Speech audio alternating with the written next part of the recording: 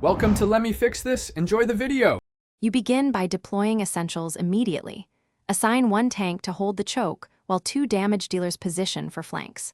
Once done, make sure the buffer or healer follows behind for sustained fights. This prevents stagger wipes. Use your tank's early aggro skill to lock the Vanguard, then trigger damage dealer's area abilities in sequence to maximize uptime. Why this order? Establishing control first forces enemies into predictable paths, and layered damage prevents wasted cooldowns. Keep momentum moving into the next phase. Now you press the advantage by sequencing cooldowns carefully.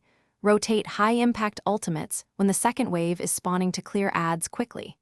Make sure to exploit debuffs. Attack the Vanguard immediately after a slow or defense down to amplify damage. Once done, keep 20 to 30% energy in reserve so you can react to sudden enrage mechanics or reinforcements.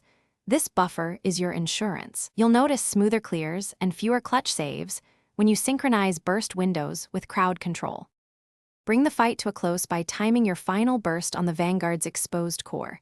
You want everyone's highest damage available in that window.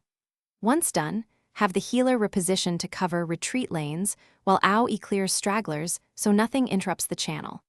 If you hit a wipe point, reset immediately and trade one damage slot for extra survivability. Boost armor or HP by roughly 10% and shorten cooldown overlap. This adjustment fixes common timing issues and stops repeated failures. Thanks for watching. If you found this helpful, don't forget to like and subscribe.